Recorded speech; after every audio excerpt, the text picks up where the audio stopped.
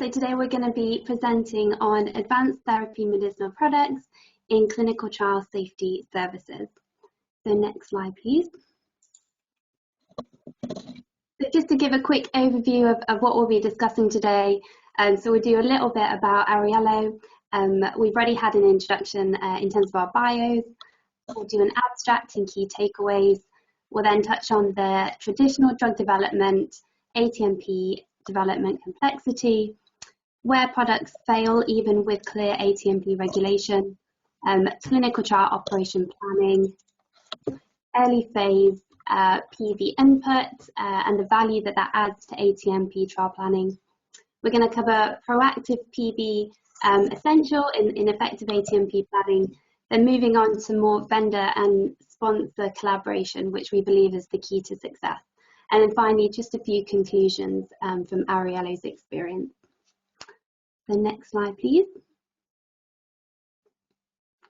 So great, yeah, just to touch on a bit about the background of Arriello. So the company was founded by Alan White and Anna in 2008, and we are a leading provider of pharmacovigilance and regulatory services, with strength providing local support on a global scale. Our mission is also taking life science companies from development to market faster, better and smarter. And our vision is to be the preferred service provider for regulatory affairs and pharmacovigilance. And just a few quick facts, so we're based in Dublin, Prague and Boston. We have over 170 years combined experience in the life sciences support services. And we've satisfied clients including global originators, biotechs, generics and CROs. And yeah, we currently have over 130 people in our team. The next slide, please. Brilliant. So I just want to begin by introducing the abstract for this webinar and the main topics that we're going to cover. So to start with, what exactly are advanced therapy medicinal products? The ATMPs are medicines for human use that are based on genes, tissues or cells. And the exact definitions in the EU include gene therapy medicinal products, somatic cell therapy medicinal products, tissue engineered medicinal products, and combined ATMPs. And just to note, the ATMP is very much a European definition, and in the US, these medicines are often referred to as cellular gene therapies. So for anyone actively involved in clinical research, you probably know from experience that taking a medicinal product through clinical development is already a very long, complicated and expensive process. But on top of that, developing ATMPs is often more complicated, more expensive and presents particular challenges and opportunities for PV. And these challenges can come in different forms, from idiosyncratic and more complex protocol designs to the need for proactive detection of risks, risk mitigation and treatment frameworks, and probably most notably the long-term follow-up obligations for ATMPs, which has implications for safety monitoring. And later on, we're going to discuss some of the main challenges around this long-term follow-up obligations. So during this webinar, we will explore some of the challenges and opportunities to add real value in the management of ATMP trials. Next slide, please.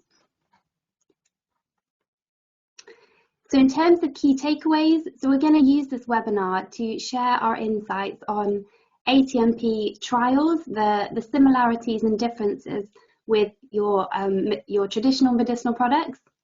We're also going to touch on the general challenges associated with ATMP development and bringing that product to market. So for example, receiving the appropriate scientific and protocol advice during study setup, and also thinking about the challenges in terms of manufacturing and safety and efficacy.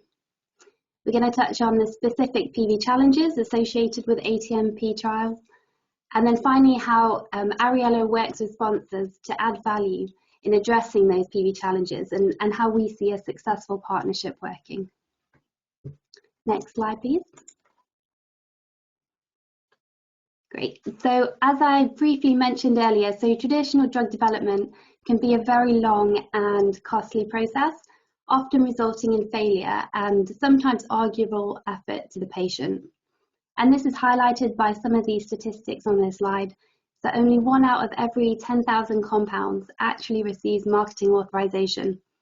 And traditional clinical development often takes between 5 to 10 years, and the mean cost is, or it can be, around $1.3 billion.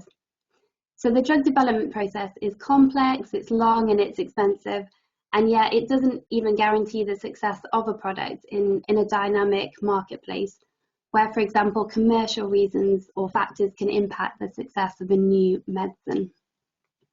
And ATMPs are no different in this respect, and they arguably present additional challenges for drug development.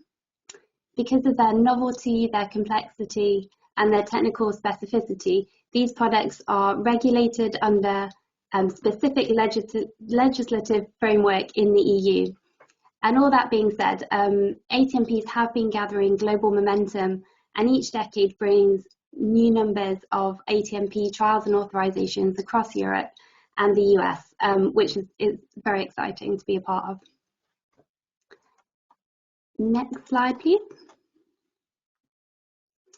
Great, so yeah, as previously mentioned, so ATMPs are medicines based on genes, tissues and cells, and these advanced therapies are often used to treat life-threatening and niche indications.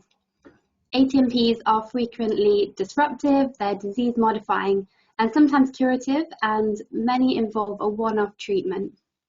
So they have this incredible potential, and there's a need for efficiency to avoid delays in getting these potentially life-saving treatments to the patients. However, this incredible therapeutic potential, it comes with a complex regulatory and developmental landscape to bring these ATMPs to market. This is of course offset by the ultimate treatment investment from the payers, with the very high price tags that you can see here. But nonetheless, the industry is learning to apply smarter and progressive approaches to drug development, and this very much requires planning and understanding, which we're going to talk about over the next few slides. So I'm now going to hand over to Kieran to go through the next slide. Thanks, Esther. So what we know is that products fail even with nowadays clearer ATMP regulations, and those products fail at numerous touch points. A recent survey of cohort studies conducted among European ATMP developers highlighted 3 dominant challenges that they faced.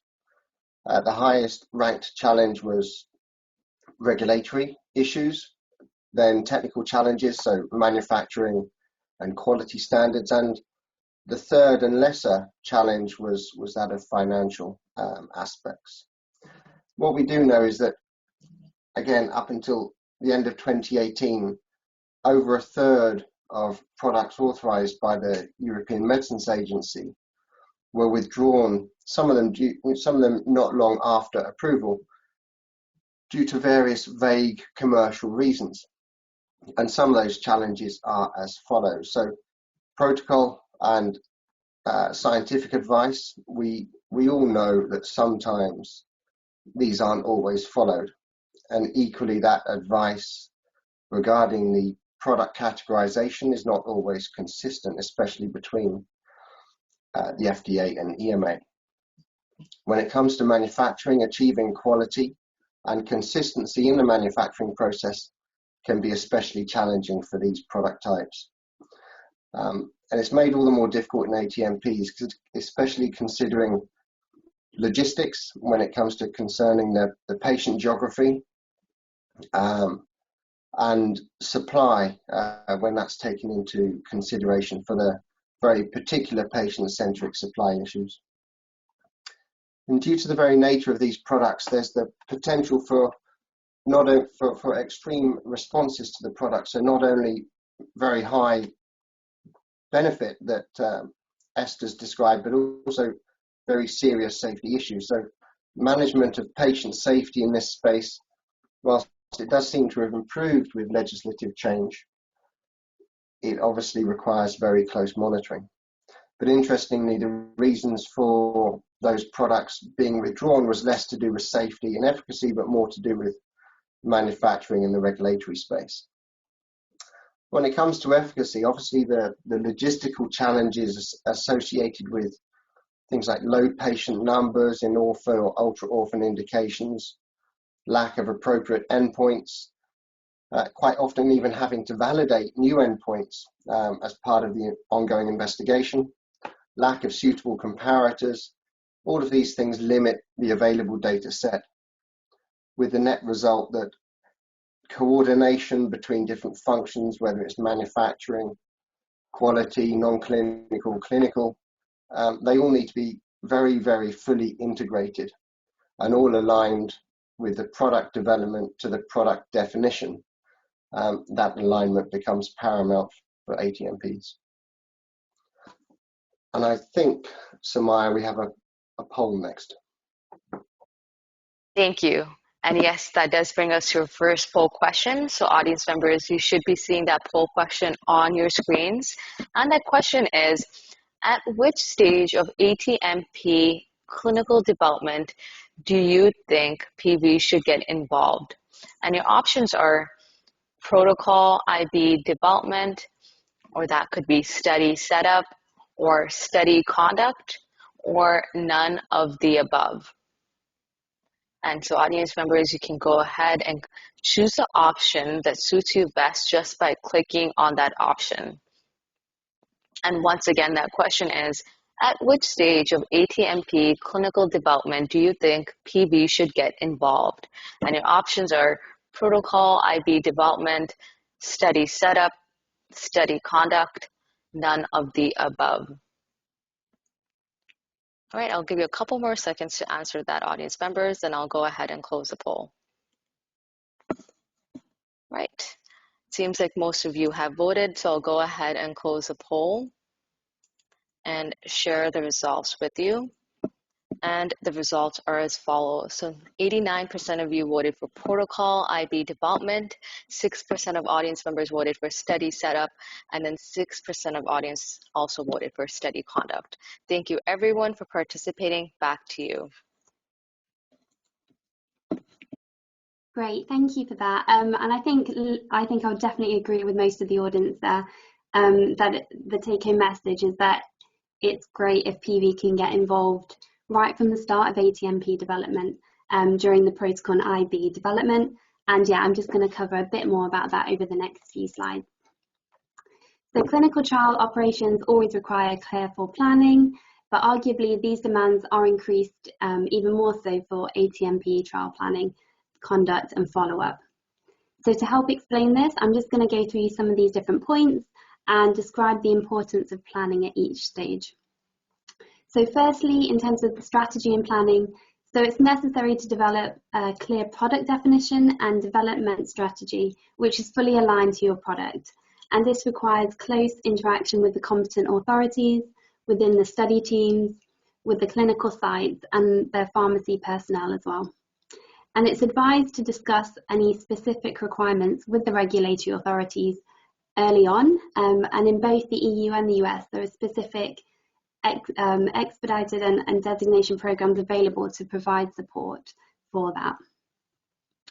Then moving on to the multidisciplinary internal team. So key and close collaboration is required with experts across all teams, including manufacturing, clinical, medical, PV.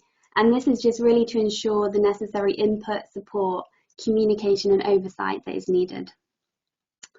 In terms of the clinical trial setup, so beyond the ATMP specific requirements that are associated with training and in particular PV training, this is arguably the point at which ATMP clinical trials are managed in the same way as traditional medicinal products, even with very defined cohort planning and the approval of progression to the next cohort. But these cohorts, however, can be very complicated, sometimes with numerous phase 2 cohorts, covering different and multiple indications, and this all requires very careful planning.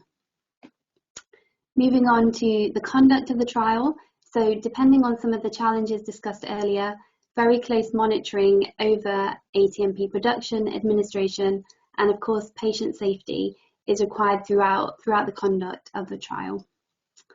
And then finally, follow-up. So these activities for long-term follow-up can be onerous for ATMPs, with patient follow-up lasting between 10 to 15 years sometimes, and even sometimes a lifetime of a patient.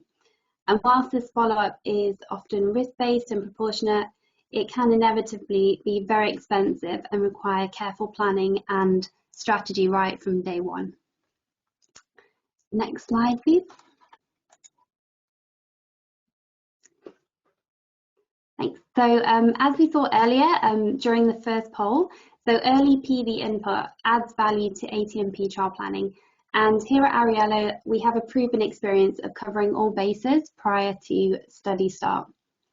And as shown in this diagram, so planning is very much central to all these different components. So in terms of the protocol and IB development, so Arriello aims to have early involvement of working with sponsors for input into the safety sections of the protocol and IB, including the study design, the progression of cohorts, event management, setup of safety committees, etc.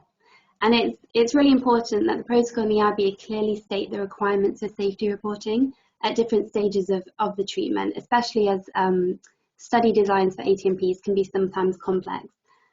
And from my experience of working in CAR T-cell therapies, this is very important. For example, with them, you have a leukapheresis stage as part of that, and it's just very important that the protocol and IB are very clear about safety reporting. For defining risks, so risk can be collected potentially as adverse events of special interest. So for example, immunogenicity, graft versus host reactions and product quality issues.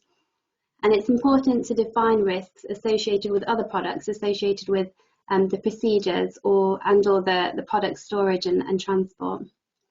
And this activity can lead to the preparation of a development risk management plan, a DRMP. And from our experience, significant value can be added in preparing these DRMPs around about phase 2.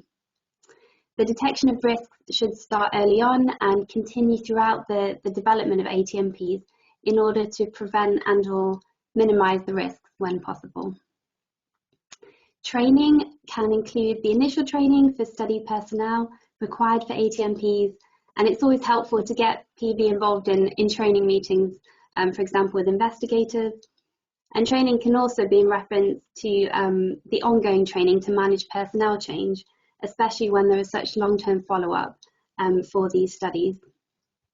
And then last but not least, this long-term follow-up, which should be risk-based with respect to the design, the duration, and the burden and cost of patient monitoring. And it's also important that appropriate agreements are in place to allow the legitimate use of patient data collected during not just the clinical trials, but also this long-term follow-up period. So for example, informed consent forms should be signed by patients to allow for this long-term follow-up to be continued collected, this data for regulatory purposes, and early PV input can just help ensure that this is all covered appropriately. So I think we're now going to have our second poll, so I'll hand back over to Maya for that. Wonderful. Thank you, Esther. So audience members, that does bring us to our second and final poll question. And that question should be on your screens now. And that question is, what duration of long-term follow-up have you seen required for your ATM studies, or what duration would you expect? So your options are less than 5 years, or that could be 5 to 10 years, or 10 to 15 years, or lifelong for the patient. So once again, that question is, what duration of long-term follow-up have you seen required for your ATM studies, or what duration would you expect?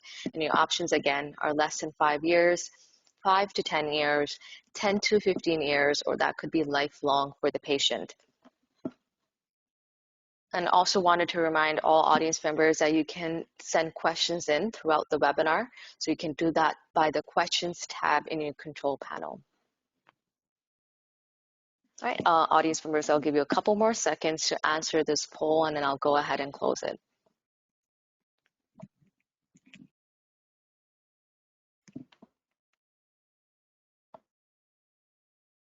Wonderful, so it seems like most of you have voted, so I'll go ahead and close the poll now. and share those as well with you. And the results are as follows. So 22% of audience members voted for less than 5 years, and then 28% of audience members voted for 5 to 10 years, 22% of audience members voted for 10 to 15 years, and then 28% of audience members voted for lifelong for the patient. Thank you again, everyone, for your input. Back to our speakers.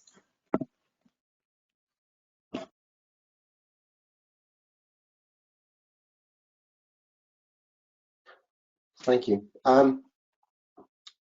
So when it comes to a slightly more focus on PV and case management, being proactive is really essential in running effective ATMP clinical trials, and that's everything from oversight through to case management of a single SAE. And just looking at some of these in a bit more depth, oversight can and should indeed be very clearly documented through safety and data committee involvement within the sponsor and the associated PV system. So whether it's through, say, a DSMB, another safety committee, endpoint adjudication, more so in the US, but functions and groups like that are very important, as outside of product quality, patient safety and data review are obvious and known points of potential failure in this ATMP space.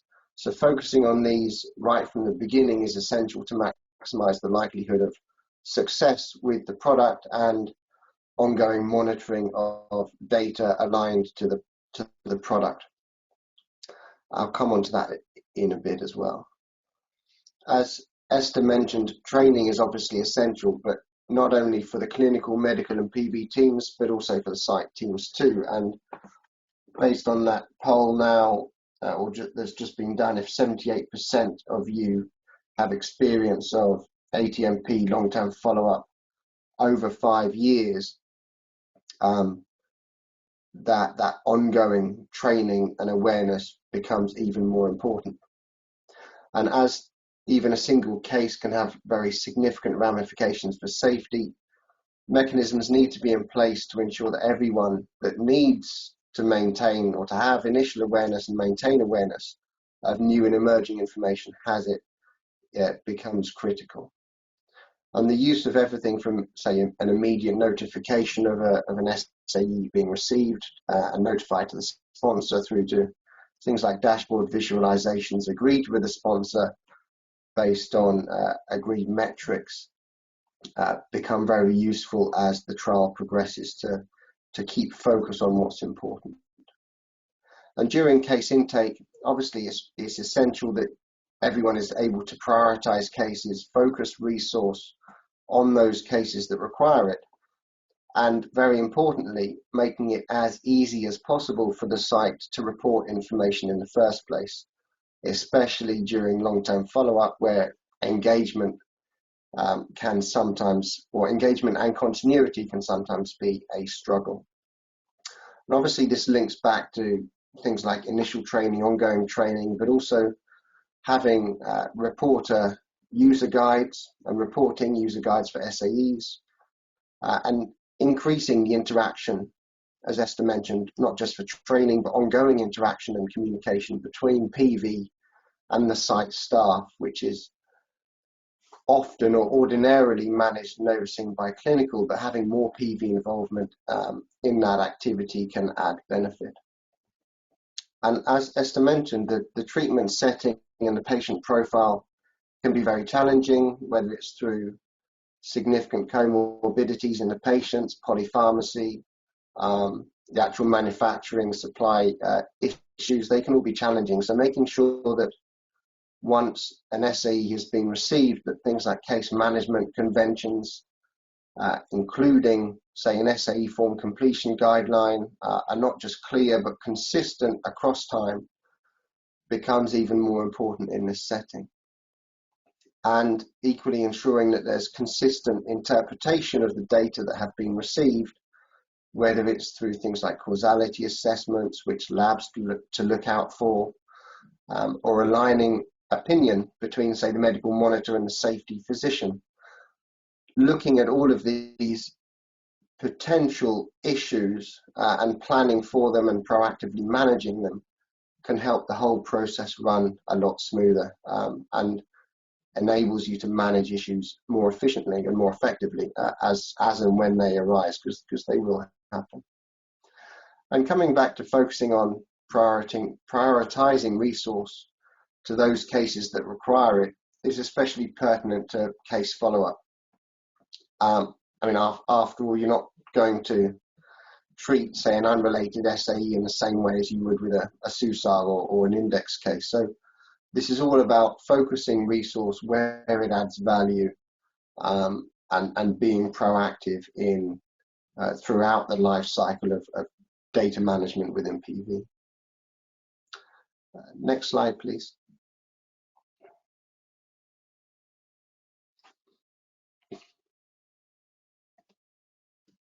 Thanks. One of the things that we found as part of our experience working with our clients is that vendor-sponsor collaboration is key to success. And I accept that it's key to success in most trials, but when we consider complexity and the longevity of these projects, it becomes even more important. And one of the aspects which we always encourage consideration of is that of organizational parity. And considering that many, obviously not all, but many ATMP sponsors are small to medium-sized enterprises, it obviously makes sense to have a vendor organization that is, I suppose, aligned in size, capability, and outlook, almost philosophy, I suppose, to that of the sponsor. But some of our more specific experience with these projects includes the following. So I suppose in practice, having or establishing a sponsor vendor match or pairing where the objectives between the two parties are aligned is essential, making sure that there is close communication, especially considering the complexity of the projects, that there's close attention to detail, and I suppose shared planning right from the beginning is very important. And I'm very glad to see from the poll that 86% of you thought that involvement from PV should start from protocol and IB development. I personally would have picked RAINY, but protocol and IB development seems like a good place to start. And having continuity from right away from the beginning at project planning through to conduct and long-term follow-up, which again, I've worked on a trial where patients were followed for life. It was the first gene therapy trial or gene therapy product approved in the EU. These things become really important. So a very significant amount of value is assigned to not just project understanding, which anyone can pick up quite quickly, but understanding the history of the project, understanding the context of the sponsor and the relationship and what has happened over the last X number of years. These changes, these things are really important, and any change to a project team equally can have a very pronounced impact, arguably more than on a normal project. So the team itself is really important. And that team equally has to be innovative and flexible.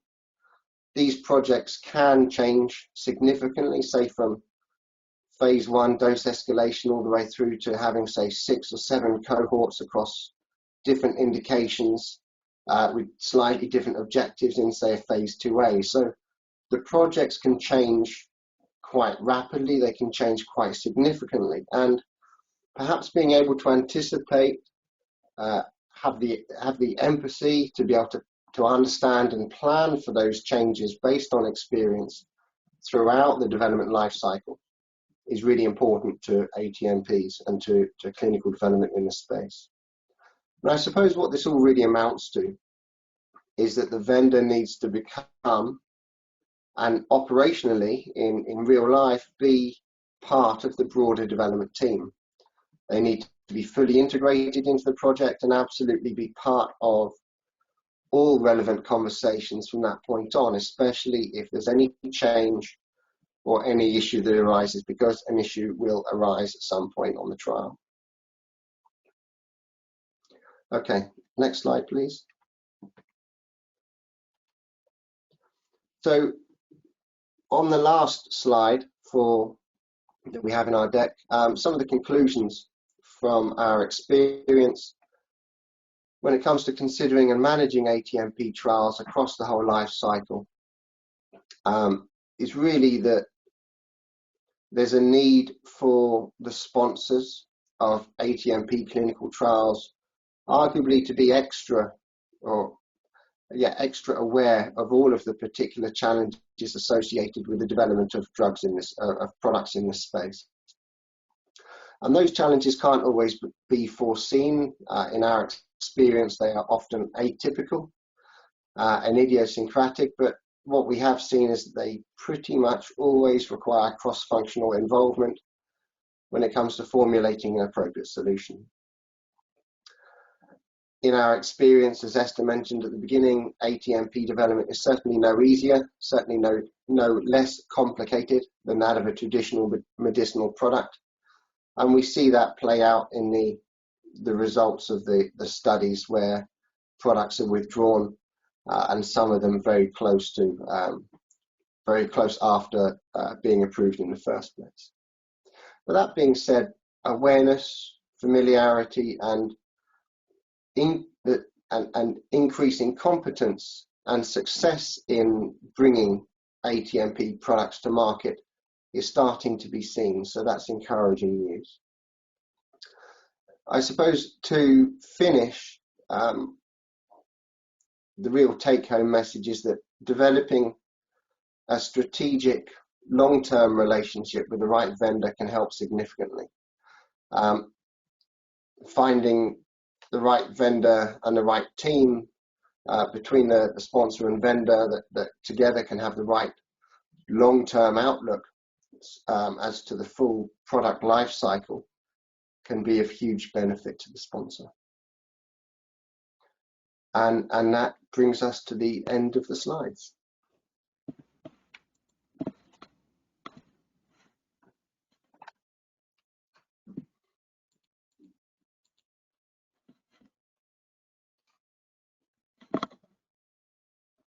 Wonderful. Thank you, Kieran and Esther, for that very insightful presentation.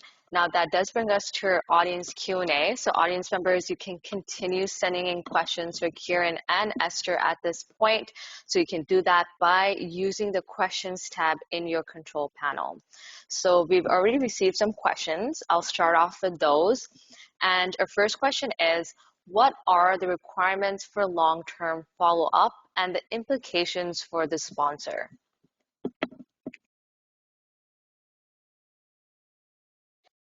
Do you mean safety requirements?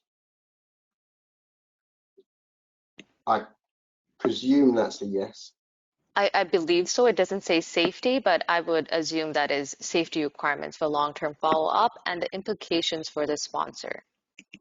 Can I start, Esther, and then you can chip in? I think the implications for the sponsor are very far-reaching. The long-term, the requirements for what data are collected, obviously this all needs to be protocol-based. It all needs to be defined, documented, and approved with the authorities as part of that protocol. The duration and the extent of information capture is obviously risk-based. It needs to be practical, especially if you're asking, say, the patient to be followed up in addition to their standard clinical monitoring by their treating physician. The requirements for PV can vary. It equally can be scaled so that the burden on the patient follow-up and the activities that, say, a physician needs to monitor and report on scales down over time as risk decreases over time. So you're still collecting information, but the overall approach methodology obviously needs to be very clearly defined, documented, and understood. But it does vary from product to product, clinical setting to clinical setting, and from sponsor to sponsor. So there is a degree of negotiation that can happen. But I do know that from our experience, we've had a couple of sponsors come to us looking to reevaluate the long-term follow-up obligations and requirements that were initially set and agreed to after, say, 4 or 5 years into that long-term follow-up program. So that the requirements can be extremely burdensome, which is why we always encourage as much dialogue and practicality when they're being planned and negotiated with the authorities. Esther, is there anything that you'd like to add to that? Yeah, just one other thought, Kieran. I guess if the sponsor is outsourcing their clinical safety, I think due to the nature of the long-term follow-up that can, as we mentioned earlier, can go on for 10 to 15 years or even a lifetime, I think there is a benefit to outsourcing to a full-service CRO that provides both clinical and post-marketing activities, because it just allows that continuity in terms of long-term follow-up, even after a product is on the market. So yeah, that was my only other thought about that, about the long-term follow-up. Fantastic. Thank you both for that answer. And our next question is, what are the main considerations needed from a non-clinical and clinical perspective?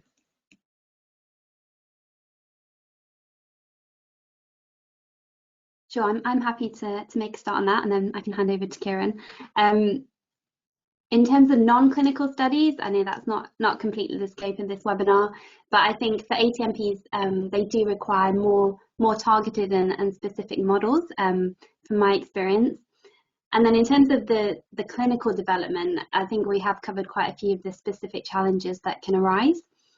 I think due to the nature of the very niche indications that we're talking about, recruitment can often be slow due to limited patient numbers. So I think that is one of the considerations to think about. And also just in terms of data interpretation, it must be meaningful, and it can be difficult due to the limited and small data set. So that is just another thing to think about from my side. Kieran, I don't know if you had any thoughts on that question. No, that's good. Thanks, Esther. Great. Great, thank you, Esther. And our next question, and a really interesting question from an audience member, and that question is, how has the COVID-19 pandemic impacted the ATMP landscape?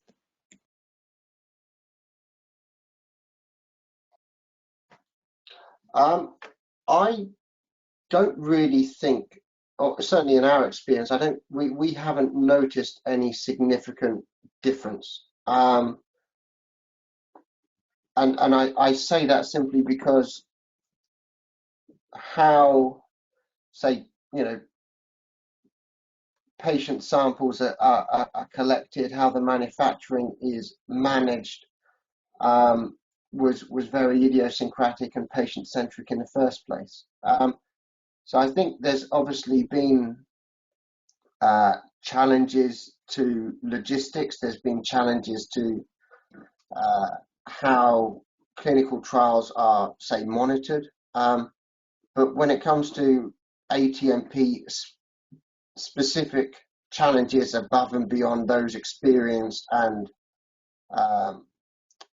those challenges met by the industry, I'm not aware, or haven't been aware from the projects that I've worked on, of any particular difficulty or challenge.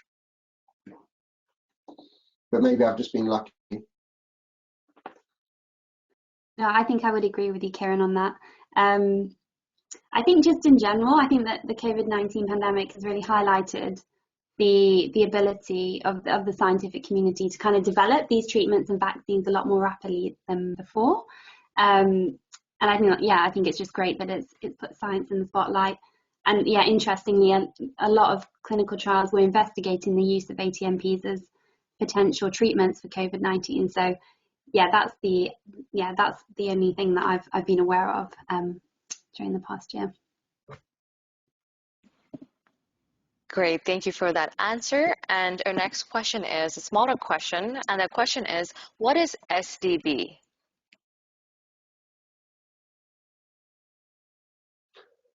SDV, as in source data verification. Sorry, SDB with the B at the end. Oh, safety Sorry about database. that. Okay, fantastic, thank you. And our next question, so this is a bigger question, and the question is, a question about multinational and hence multilingual clinical trials. Does the multilingual aspect impose any specific challenges for PV? For example, in terms of collection and analyzing the adverse events data collected in different languages. What about the languages that are not covered by MedDRA?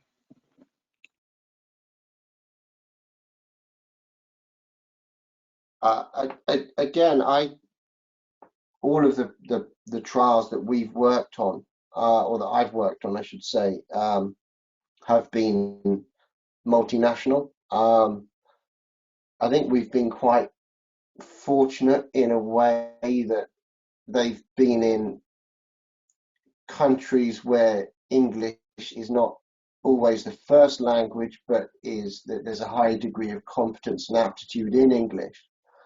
Part of that issue can be mitigated through site selection and language competency assessment at that point.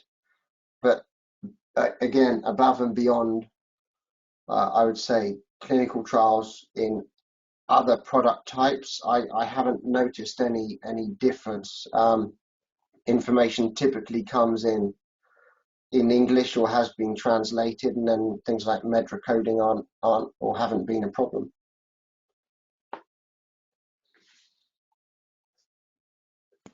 Any difference in perspective, Esther? No, I would agree with you, Kieran, on all of that. Thank you. Great, thank you, Kieran. And another interesting question from an audience member, and that question is, how MedDRA updates are handled during the long-term follow-up?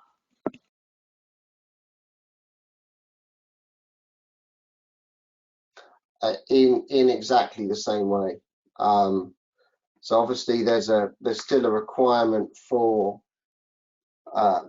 say SUSAR reporting to be managed in the current or penultimate version during crossover, but the MEDRA versioning from a PV point of view still has to be managed in accordance with the MSSO timeline and calendar for release and update. But again, the coordination of MEDRA versioning between PV and clinical or data management happens in exactly the same way. So there might be some, I mean, MEDRA is very stable these days, so I think the changes can happen, but they're a lot less than they were 10, 15 years ago. And they simply, any fallout or discrepancy at the LLT or PT level can simply be handled as usual between PV and clinical or data management.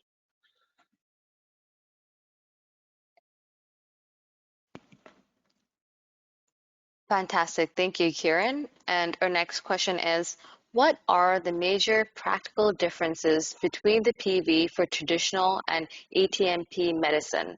One of the first slides listed the theoretical differences, but what makes it different for PV on a daily business?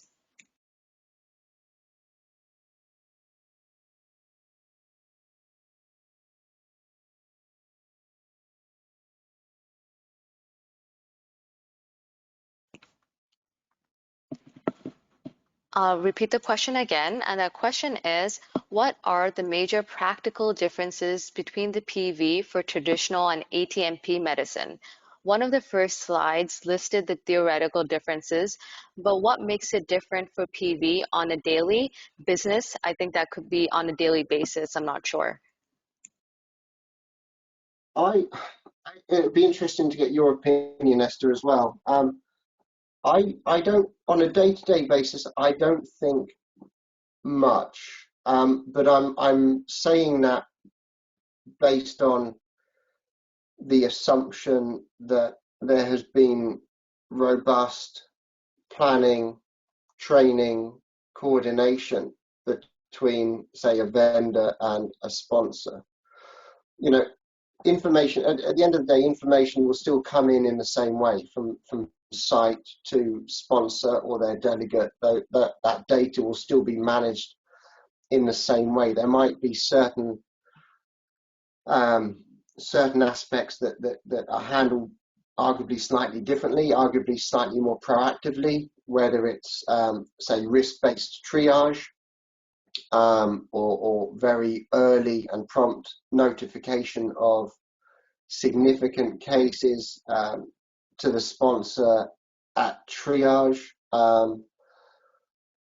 There might be slightly more proactive medical review and sponsor review of a case, especially for those more prominent or significant cases. But really, information is handled slightly different. I think the emphasis for me is always on aspects such as training, continuity of the team, how proactive the communication is, but arguably this is just a question of dialing some of those behaviours and activities up very slightly from a normal or traditional clinical trial. What are your thoughts, Esther? Yeah, I think I agree. I think in terms of, in practical terms, the main differences present themselves earlier on. So as you mentioned earlier, during the planning of the trial and the setup, in terms of making sure you have that clear product definition and you're talking to the regulatory authorities about the specific requirements. So I think that element is slightly different. But I think once the trial is set up and being conducted, I think at that point it is very similar to your traditional medicine being developed. Having said that, like I mentioned, practically sometimes patient recruitment can be a lot slower. The trial designs can be more complex. So I think just understanding that side of things is important. But yeah, I think that's all I had to add on that. Wonderful. Thank you both for all of those answers. That does bring us to our final question that we just answered. Thank you again for all of those answers, and thank you everyone for sending all of those questions in as well. If you couldn't attend to your questions, not to worry. The team at Arriello may follow up with you later on as well.